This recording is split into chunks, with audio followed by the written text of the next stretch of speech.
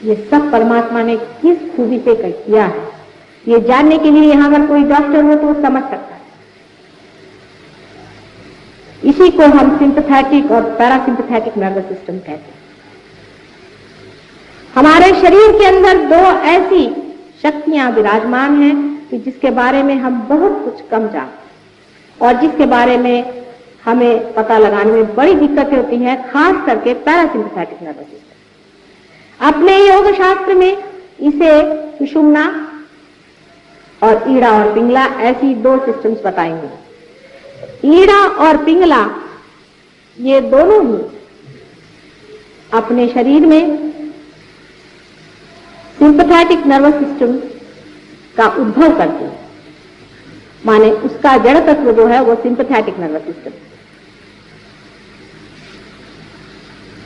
अब ऐसा समझ लें कि परमात्मा ये पेट्रोल अपने सर में यहां से भर देते हैं और पेट्रोल भरते वक्त वो कुछ ऐसी घटना घटित होती है कि प्रिज्म के अंदर से गुजरने वाले उनके किरण आपस में इस तरह से आ करके और फिर मुड़ जाते हैं, जिसे डिफ्लेक्ट होना कहते हैं, और फिर नीचे जा करके उनकी ईड़ा और पिंगला ऐसी दो नाड़ियां बनती हैं और जो बराबर बीचों बीच शिखर पे से बीचों बीच उतरने वाले किरण आपकी कुंडलिनी बन करके जो त्रिकोणाकार अस्थि अपने मज्जा तंतुओं के नीचे बना हुआ है उसमें वास करते। इसे एक बात तो जाहिर हो गई कि हमारी कुंडलिनी जो है वो ऐसी जगह बैठी हुई है जिसका संबंध सेक्स से कुछ नहीं। अब आप अगर किताबें पढ़ें तो कुंडलिनी शास्त्र पे आप सब जान जाइएगा कि ऐसा होता है, वैसा होता है, ये है, वो है। लेकिन कुंडलिनी को उठाने वाले जो बहुत कुछ मुझे भी मिले हैं और मैंने भी जाने हैं, वो सब सिंपैथेटिक पे आपको ले जाते हैं, सुषुम्ना में उठाते नहीं है। उसकी एक पहचान है, अगर आपके अंदर कोई डॉक्टर हो तो समझ लेगा इस बात को जो मैं कह रही हूं कि पैरासिम्पैथेटिक नर्वस सिस्टम सुषुम्ना नाड़ी है जो कि बीचों बीच है, और उसकी पहचान एक है कि जब कुंडलिनी उठती है तो आंख की पुतलियां बड़ी हो जानी चाहिए। और इस पर भी लोग सब बात करते हैं कि परम तत्व जो है वो कुंडलिनी योग से पाया जाता है, ऐसा भी बहुत लोग लिख करके गए। लेकिन कुंडलिनी योग से सिद्धि पाई जाती है ऐसी बात कहीं भी लिखी नहीं गई।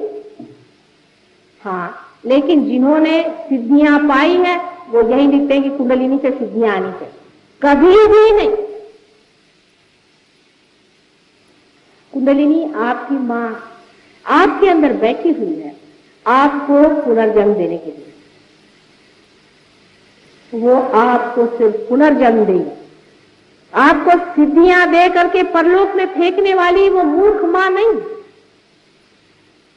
जितनी समझ आपके पास है उससे कहीं अधिक समझदार है वो, कहीं अधिक प्रेममय है वो।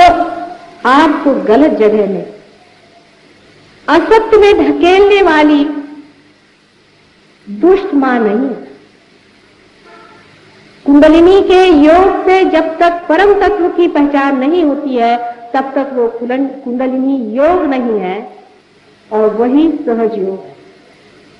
और इसकी व्यवस्था परमात्मा ने कितनी खूबसूरती से हमारे अंदर की है वो भी एक समझने की बात है। जब बच्चा मां के पेट में आता है तो जड़ तत्व से उसका सारा शरीर, मन, बुद्धि, चित्त, अहंकार सब वो बना देता है, लेकिन उसके अंदर जो प्रकाश आता है वो माथे के तालू में से, जिसे कि फॉन्टेनेल बोन अंग्रेजी में कहते हैं, नीचे उतरता है और अपना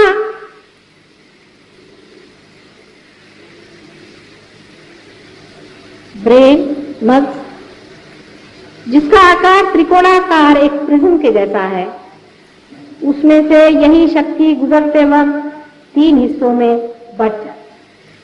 क्योंकि जैसे आपके अनेक जन्म हुए मेरे भी अनेक जन्म हैं और इन सब बड़े बड़े खोजने वाले से मेरा भी बहुत नजदीकी संबंध रहा है। और वो मेरे जितने अपने हैं शायद आप लोगों के नहीं है। जो लोग बड़े बड़े झंडे लगाते हैं कि हम मुसलमान हैं, हिंदू हैं, ये हैं, वो हैं, वो सिर्फ एक वकीली लेकर के झूठ मूठ की आए। उनके पास कोई भी गारंटी नहीं है कि पिछले जन्म में हो सकता है जो हिंदू था वो मुसलमान रहा हो, जो मुसलमान हो वो ईसाई रहा हो। जब जन्म जन्मांतर की बात है, जब अनंत की बात, तो सोचना भी उसी लेवल पे, उसी स्तर पे होगा। वो स्तर ऐसा है कि जो कुछ परम है वो जड़ नहीं है, जो कुछ परम तत्व है वो जड़ नहीं है, जो कुछ सकी है वो ग्रोथ नहीं है, जो कुछ सूक्ष्म है वो जड़ नहीं है। इस बात को आप ठीक से समझिए। वो जड़ में प्रकाशित हो सकता है किंतु परम जड़ में इंटरेस्टेड नहीं है, उसमें कोई दिलचस्पी नहीं है। जैसे कि बहुत से लोग मुझे बताते हैं कि एक साधु संत थे, वो परमात्मा से कुछ मांग रहे थे और उनको परमात्मा ने दे दिया होगा, लेकिन परमात्मा ने नहीं दिया, ये मैं बता सकती। परमात्मा को इसमें कोई भी इंटरेस्ट नहीं है कि आपके इतने बच्चे पैदा हो जाए, कि आपको जमीन मिल जाए, आपको घर मिल जाए, आपको दुनिया भर की ऐशो आराम मिल जाए। इसमें परमात्मा को कोई भी इंटरेस्ट नहीं। हमने परमात्मा को समझने में ही गलती कर दी है। परम तत्व को परम ही देने में इंटरेस्ट है, ये बात आप लिख कर रखें।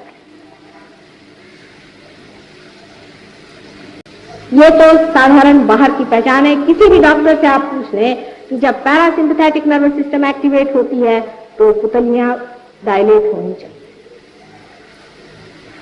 और बाहर भी हम आपको दिखा सकते हैं अगर आपकी नजर खुली हुई हो तो, क्योंकि आज तो हर एक चीज का आपको कोई ना कोई प्रूफ ही देना पड़ता है, नहीं तो कुछ समझ में नहीं आती बात है।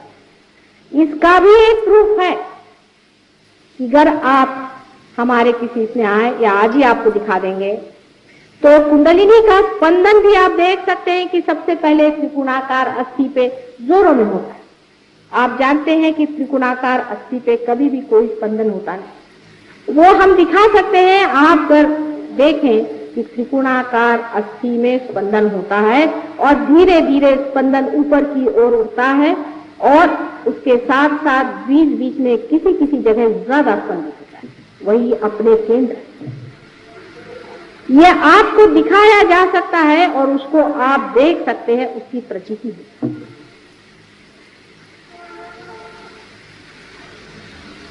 जब कुंडलिनी सुषुम्ना से उठेगी तभी आप पार हो सकते हैं, लेकिन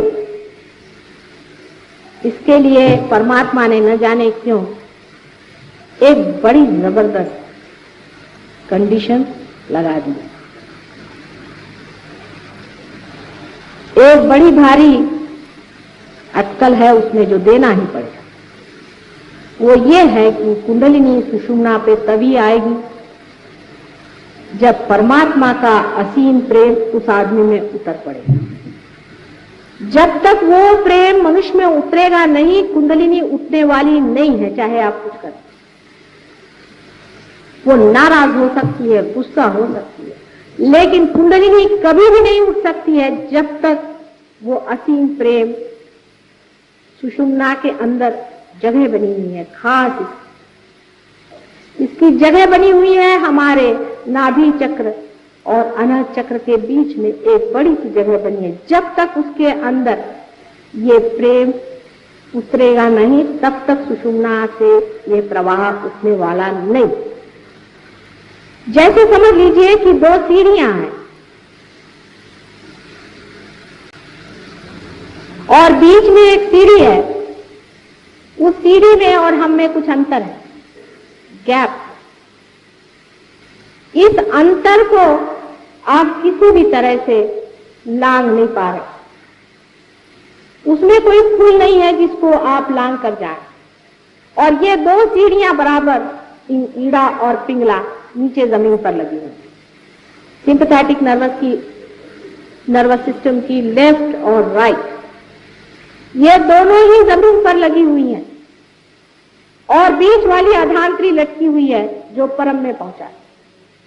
अब सिंपैथेटिक नर्वस सिस्टम की जो दोनों सीढ़ियां हैं, अगर कोई साइकोलॉजिस्ट हो तो मेरी बात समझ सकता है। वो एक जो लेफ्ट हैंड की तरफ में है, दाहिने ओर है, वो आपको पहुंचा देती है ईगो में, अपने अहंकार। और जो राइट हैंड साइड में है वो आपको पहुंचा देती है आपके सुपर ईगो में प्रति अहंकार। ये दोनों मिलकर के हमारे माथे पे छा जाते हैं, जैसे कि कोई बलून ना हो उस तरह से ऊपर आ जाते हैं और आ करके इस जगह में जहां हमारा तालू होता है उस पर दोनों आकर के मिल जाते। कभी कभी तो ये पूरे सारे सर पे ही छा जाते हैं, कभी तो प्रति अहंकार जबरदस्त होता है और कभी अहंकार। जो भी ज्यादा जबरदस्त होता है वो हमारे दिमाग पे छाया हुआ और आ करके वो हमारे इस मार्ग को रोक देते हैं, बंद कर। अब जो पेट्रोल हमारे अंदर, सभी सहजियों से विनती है हमारे इस चैनल को सब्सक्राइब करके सहज को फैलाने में हमारी मदद करें। जय श्री माता जी।